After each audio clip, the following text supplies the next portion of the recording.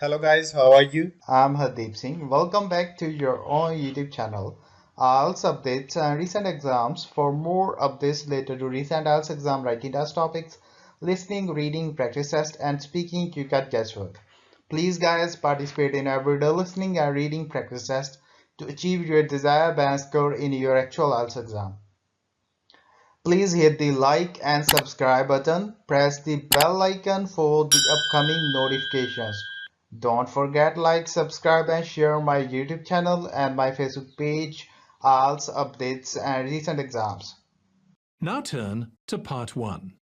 You will hear a telephone conversation between a customer and the receptionist at a courier company.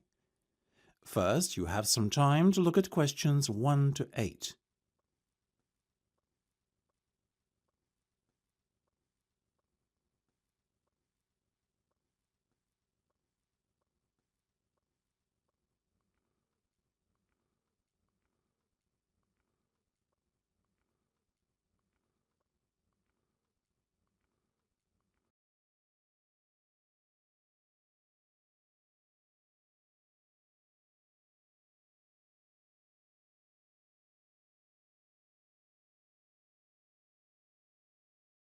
You should answer the questions as you listen, because you will not hear the recording a second time. Listen carefully and answer questions 1 to 8. Good afternoon, this is Rourke's Courier Service. Pat speaking. How can I help you? Hello, Pat. My name's Joanne, and I would like to courier a package, if I may. You may certainly, Joanne. What's your surname, please? It's Jefferson with one F. That's Jefferson. Thank you, Joanne.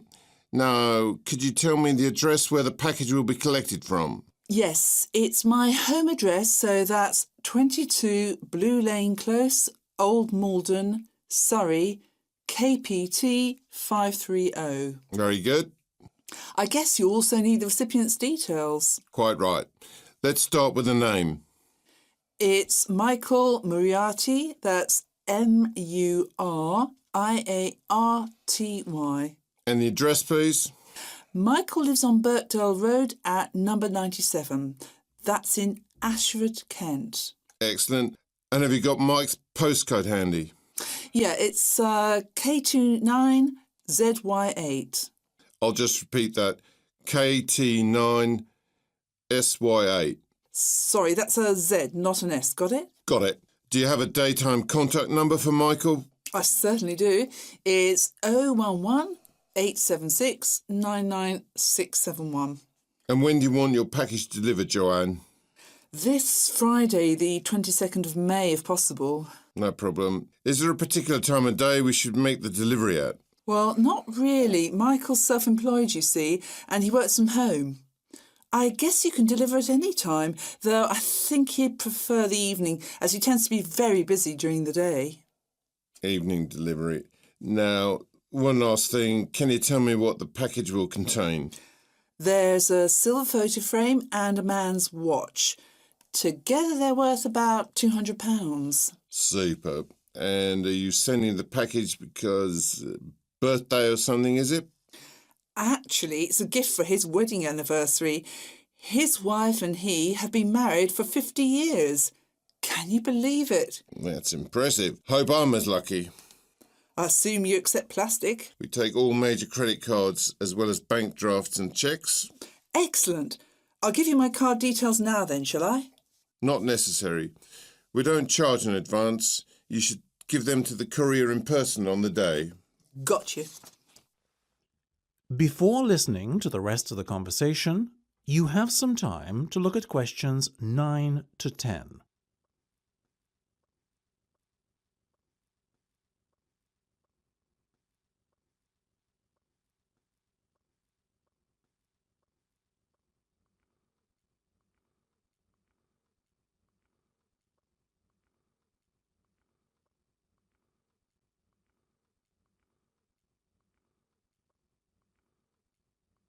Now listen and answer questions 9 to 10. Now, delivery will cost you £50, but I can recommend something. Of course. If I were you, I'd take out our goods in transit insurance as your package is quite valuable. Isn't that included in the price then? No, you're only covered for theft, but not for accidental loss. Surely you're responsible if the product gets mislaid. Not since the recent change in legislation. Customers are now required to take out an additional insurance to cover this risk. That's ridiculous. So I pay £50 and have to cough up more money if I want to make sure my package doesn't get misplaced? What am I paying you for? I'm sorry, Joanne. I wish I could change the situation, but I can't. How much is this insurance then? £2. Ah, well, why didn't you say so? In that case, I'll take it. Great. Well, that should be everything for the moment, Joanne. We'll give you a call, let you know we're coming. Thank you. Bye-bye. Cheerio then. That is the end of part 1. You now have 1 minute to check your answers to part 1.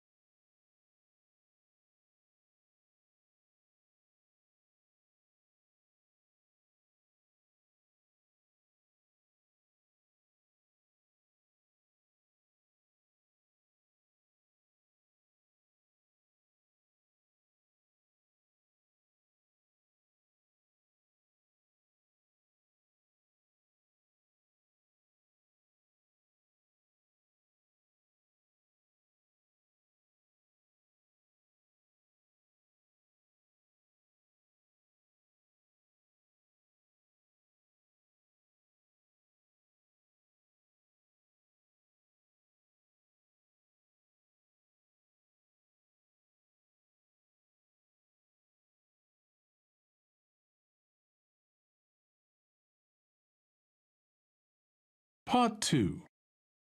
You will hear a museum guide talking to her tour group. First, you will have time to look at questions 11 to 15.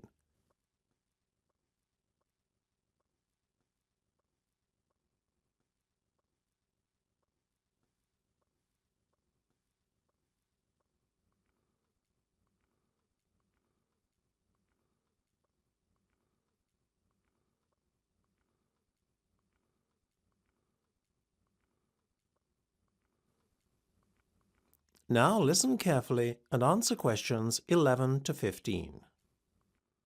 Welcome everyone. You are standing at the entrance of one of Britain's oldest and most prestigious museums, the National Art Museum. My name is Sarah and I'll be your guide today. I hope you'll get as much enjoyment out of taking the tour of the museum as I will taking you on it. OK, let's get started then, shall we? Directly in front of you, where you came in, you can see the cafe. We'll have time to stop there for refreshments a little later, but for now we need to pass through it and make our way to the Renaissance Period Hall. Come along. Look here. There's a door at the back of the cafe, but we're going through the door on the left for the moment.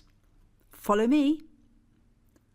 OK, our tour starts here, in the Renaissance Period Hall. But before we look at some of the wonderful works of art which adorn these walls, let's glance at the map of the museum and discuss the itinerary for the rest of the morning. We don't need to go back out through the cafe to get to the Classical Period Exhibition Centre. There's a door right here at the back of the Renaissance Period Hall which leads right through, and that's our next port of call. Then we're going to leave the Classical Period Exhibition Centre and I'm going to take you back out through a doorway into the main corridor. There's a lovely exhibition of works by London artists dating from as far back as 1500 there. From the corridor, it's off to the information desk to pick up some leaflets for the next section we'll visit, the Albert Gallery. That's here, at the bottom left of the map as you look at it, and the entrance is just opposite the information desk.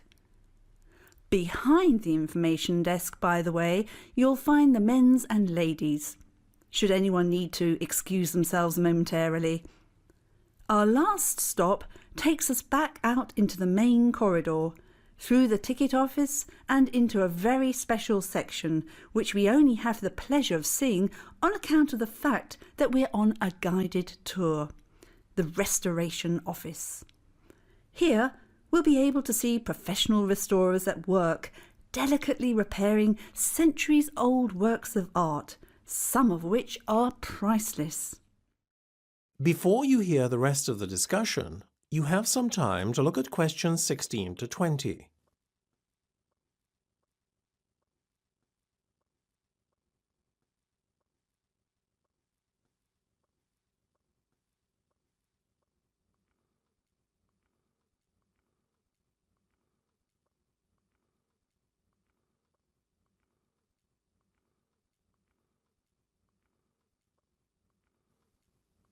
Now listen and answer questions 16 to 20. Getting back to where we are right now then, look around you and behold the brilliance of the human mind, which seems to know no bounds, creatively speaking at any rate. We are surrounded by paintings from one of the most exciting periods of art history. The Renaissance was not just a revival, it was a reinvention of many artistic concepts. Study the painting to your left carefully. It's a self-portrait of Alberti, one of the pioneers of the Renaissance movement. Alberti did much to develop the understanding of perspective in art. It is no coincidence either that he was also a strong advocate of realism, since a thorough grasp of perspective and the optical considerations of creating a piece of art is a prerequisite for achieving an end result which is an accurate reflection of what the artist is trying to depict, which of course is a core aim of realism.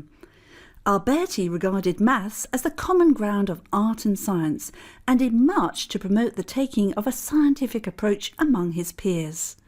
No more for his knowledge of theory than for his creations, Alberti was nonetheless an accomplished artist, sculptor, poet, author and linguist. He and his peers led Europe's awakening from a period of ignorance and intellectual poverty known as the Dark Ages.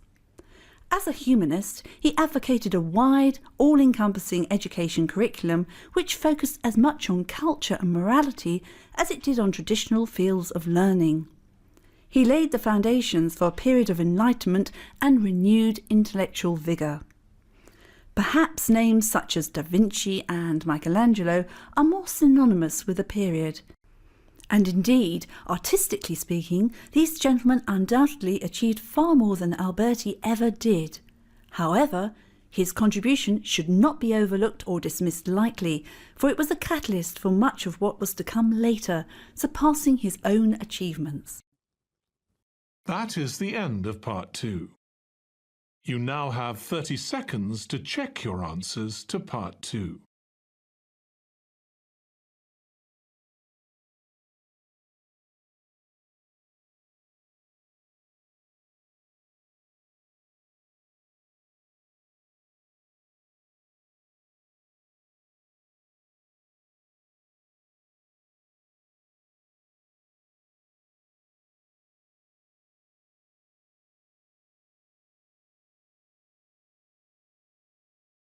Part 3. You hear a discussion between a couple and a real estate agent.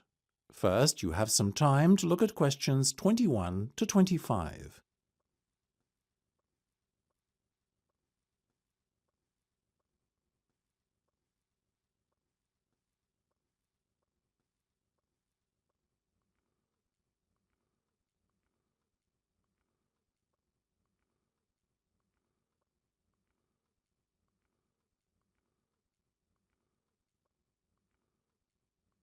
Now listen carefully and answer questions 21 to 25. Now, this first property I'm going to show you will be ready for letting in about 2 weeks. It's on the market for £1,500 per calendar month, but the landlord is open to offers.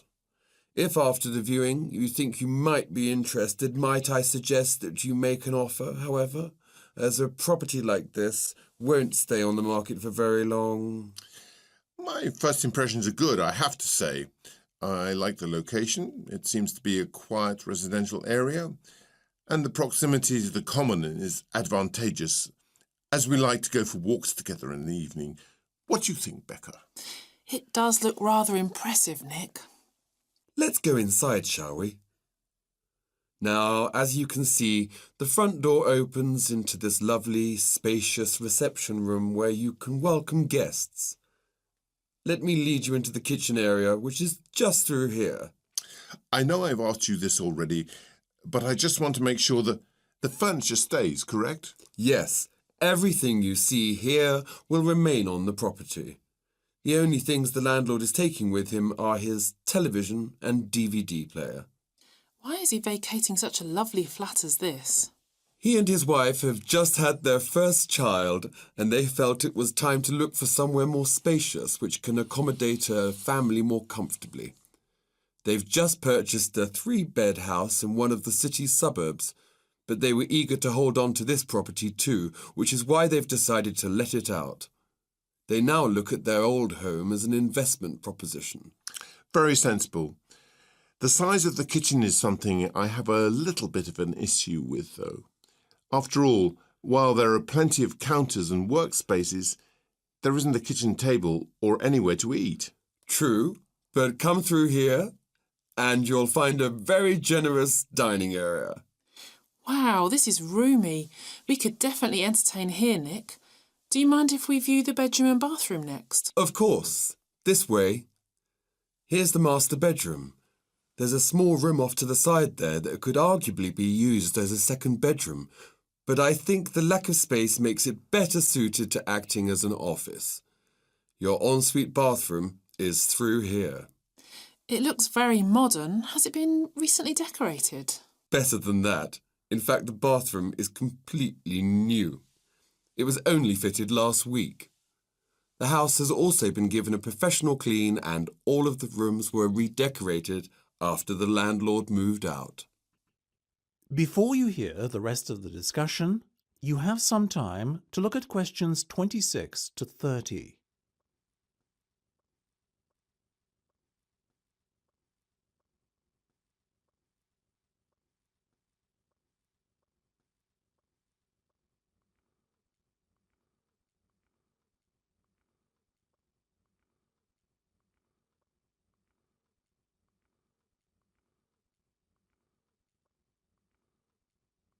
Now listen and answer questions 26 to 30. You can probably tell we like it. I'm glad to hear. But now let's get down to business. It's on the market at 1,500, you said, right? Right. Well, realistically, what do you think the landlord would be willing to accept? I would say offers over 1,400. Well, I'm not prepared to offer that. I'll make an initial offer of 1,200, and if that is rejected, I may consider upping my offer by £100, but that's as high as I'll go. As you wish. You are happy with an initial contract of 12 months, I presume? Yes, assuming there's a break clause after 6. That's no problem. The standard contract allows you to give 2 months' notice that you will vacate the flat from the 4th month onwards, effectively. You can vacate any time after the 6th month, provided you give the proper notice in advance. All sounds good. So what happens next? I will put your offer to the landlord, and if he accepts it, you'll be asked to put down a holding deposit of £500 to take the property off the market. Then, assuming your reference and credit checks come back okay, we can sign the letting agreement and get you moved in. Before you sign the contract, though, on top of the £500 holding deposit, you will have to put down a further 4 weeks' rent in payment of the full bond deposit, as well as fronting up your first month's rent in advance. What about your fees? We charge £120 per person to cover our administrative costs and reference checking. So times that by 2, and that's what you'll have to pay me. OK, well, thank you. We'll need a couple of hours to think it over, but we'll give you a call as soon as we decide one way or the other. That is the end of part 3. You now have 30 seconds to check your answers to part 3.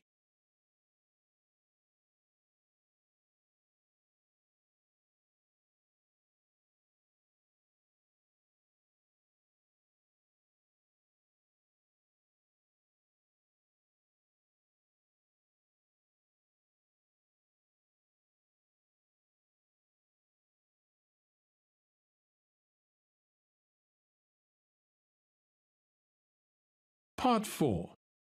You'll hear part of a talk about how to attract birds to your garden.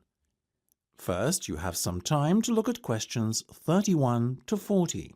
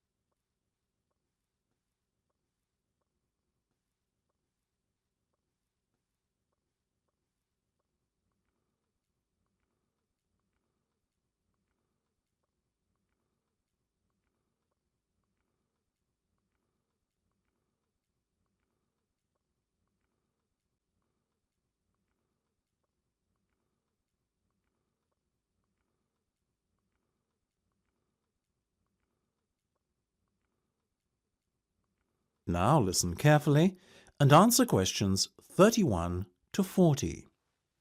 The best way to attract birds to your garden is by satisfying their basic needs, which are the need for water, the need for food, and the need for safety. Birds drink water and bathe in it, and many also use it to make mud to build their nests. A simple bird bath, which can be nothing more complicated than a shallow dish, will therefore attract birds. Don't use tin pans, as these get hot under the heat of the sun. In fact, a cement bowl is probably going to be the most effective bath to use. But make sure that it is no more than 6.5 centimetres deep. The best time of all to attract birds to your garden, and indeed the time when they need your help most, is during the winter season. During summer, birds can find most of their food on their own and are largely self-sufficient. In winter, however, they benefit greatly from the help of their human friends. Often, when it is cold, an ice or frost crust may form over the ground, covering the birds' natural food supply. It is when this happens that they really need your help with feeding. It is probably best, though, to start feeding from late autumn onwards. That way the birds will become used to finding food in a certain spot. So later, after the onset of the winter, they will become a permanent feature in your garden. Put food out at night so that the birds will find it the next morning. And whatever you do, make sure that you make your feeder accessible from a raised landing area only. Otherwise, you will find yourself attracting some unwanted pests such as rodents like mice and, worse still, rats. Continue feeding until early spring, when food becomes plentiful again. If you cannot serve them insects, then try to give the birds suet, a form of beef fat. You can buy this cheaply at pretty much any meat market, so it won't cost you an arm and a leg. As well as being nourishing, suet also has the advantage of not freezing during cold weather. Many birds will also enjoy crumbs, nuts, and seeds. You can even serve them boiled potatoes and hard-boiled eggs, provided these are finely chopped. Other foods you probably have lying around in your store cupboard may also be used. Try feeding them raisins, figs, dried fruit generally, biscuits, boiled rice, and so on as well. If you want to build a birdhouse or nesting box, I would encourage you to proceed by all means. These offer fine protection, especially for the smaller and more vulnerable species. You can buy ready-made nesting boxes and shelves for a very reasonable price these days.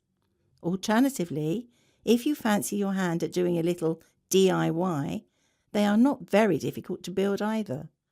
Most birds prefer houses made of rough slabs of wood covered with bark, which to the birds feels quite authentic and natural. If at all possible, try to match your birdhouse to the surroundings as well. So, if you paint your birdhouse, be sure to use a dull grey-green or brown colour. The simplest type of birdhouse to construct yourself consists of a hollow branch nailed to a tree. When you are erecting your birdhouses, be sure to place them a good distance apart from one another. Few bird species enjoy nesting in close proximity to competitors of their own kind. Cleanliness is vitally important too. Your bird nest should be cleaned out yearly to make room for new nesting material to be brought in by their seasonal tenants. Early autumn is the best time to prepare your birdhouse, as the new season's chicks will have hatched and flown the coop, so to speak. Once cleaned, your birdhouses will be ready to welcome their spring visitors once they return to your neighbourhood early the next year. That is the end of part 4. You would now have 10 minutes to transfer your answers to the answer sheet. So guys, don't forget like, subscribe and share my YouTube channel and my Facebook page. IELTS updates and recent exams. For more updates related to recent IELTS exam writing as topics, listening, reading, practice test and speaking, you got guesswork. Please guys, participate in everyday new IELTS listening and reading practice tests to achieve your desired band score in your actual IELTS exam. For more IELTS material, visit my official website www.ieltsupdatesandrecentexams.com. The link is given below in the description. If you need PDF files of latest IELTS material, then please join my Telegram channel. So guys, please write your score below the comment section. Again, thanks for listening. God bless you all guys. Stay tuned, stay safe.